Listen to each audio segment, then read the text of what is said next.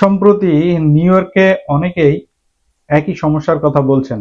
কেউ বলছেন তাদের সিটিজেনশিপ ইন্টারভিউ ডেট আসছে না, আবার কেউ ইন্টারভিউ পাস করার পরও ওথ সেরিমনি ডেট পাচ্ছেন না। অনেকেই ভাবছেন হয়তো তাদের কেসে কোনো সমস্যা আছে। বাস্তবে বিষয়টি অনেক বড় এবং সিস্টেম লেভেল ইস্যু।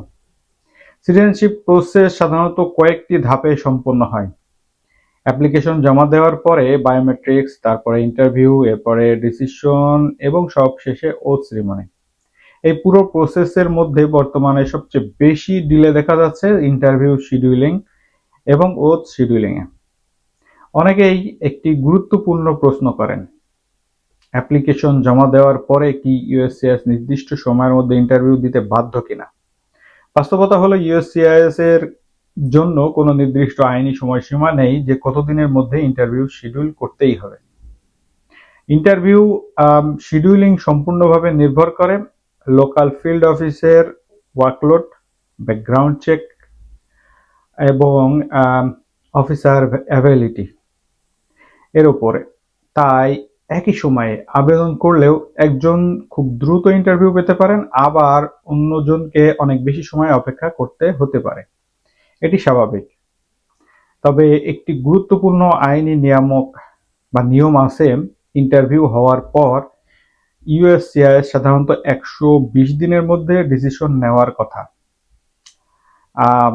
অর্থাৎ ইন্টারভিউর পর ডিলে হলে সেটি একটি গুরুত্বপূর্ণ বিষয় হয়ে দাঁড়ায়, কিন্তু ইন্টারভিউ শিডিউল হওয়ার আগে কোনো নির্দিষ্ট ডেডলাইন নেই। এছাড়া পুরো সিটিজেনশিপ প্রসেস শেষ করার জন্য ইউএসসিআইএস এর কোনো ফিক্সড সময়সীমা নেই।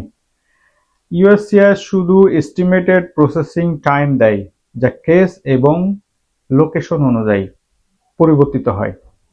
তাই কেউ 6 থেকে 8 মাস শেষ করেন, আবার কেউ 12 থেকে 18 মাস বা তার বেশি সময়ও নিতে পারেন, বিশেষ করে ব্যাকলগ বেশি যদি থাকে। নিউ ইয়র্কের ফিল্ড অফিসগুলোর অনেক জায়গায় বর্তমানে অ্যাপ্লিকেশনের সংখ্যা অনেক বেশি, কিন্তু ইন্টারভিউ স্লট সীমিত। ইউএসসিআইএস প্রতিটি কেস ইন্টারভিউর আগে ব্যাকগ্রাউন্ড চেক এবং ইন্টারনাল রিভিউ সম্পন্ন করে। এই ধাপগুলো শেষ না হলে ইন্টারভিউ শিডিউল করা হয় না, যার কারণে অনেক অ্যাপ্লিকেন্ট অপেক্ষা করছেন। ইন্টারভিউ শেষ হওয়ার পরও সাথে সাথে ডিসিশন দেওয়ার বাধ্যতামূলক কোনো নিয়ম নাই, তবে অধিকাংশ ক্ষেত্রে দ্রুত ডিসিশন দেওয়া হয়। কিন্তু কিছু ক্ষেত্রে অ্যাডিশনাল রিভিউ বা ভেরিফিকেশনের কারণে সময় বেশি লাগতে পারে। আরেকটি বড় ভুল ধারণা হলো, অনেকে মনে করেন ইন্টারভিউ পাস করলেই সিটিজেনশিপ হয়ে গেছে। বাস্তবে কিন্তু তা নয়। আইন অনুযায়ী আপনি তখনই অফিসিয়ালি ইউএস সিটিজেন হবেন যখন আপনি ওথ সেরিমনি সম্পন্ন করবেন, অর্থাৎ অ্যাপ্রুভাল পাওয়ার পরও প্রসেস শেষ হয়নি। এখন যেটা বেশি দেখা যাচ্ছে তা হলো ওথ সেরিমনি শিডিউলিং এর ডিলে।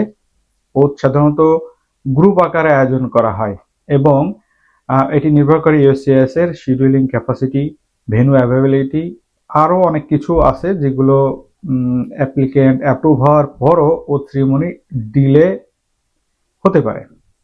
সহজভাবে বললে এই ডিলে কোনো ব্যক্তিগত সমস্যা না, এটি মূলত প্রসেসিং ব্যাকলগ, ব্যাকগ্রাউন্ড ভেরিফিকেশন এবং লিমিটেড শিডিউলিং ক্যাপাসিটি এর কারণেই হচ্ছে, যা বর্তমানে অনেকের ক্ষেত্রেই দেখা যাচ্ছে।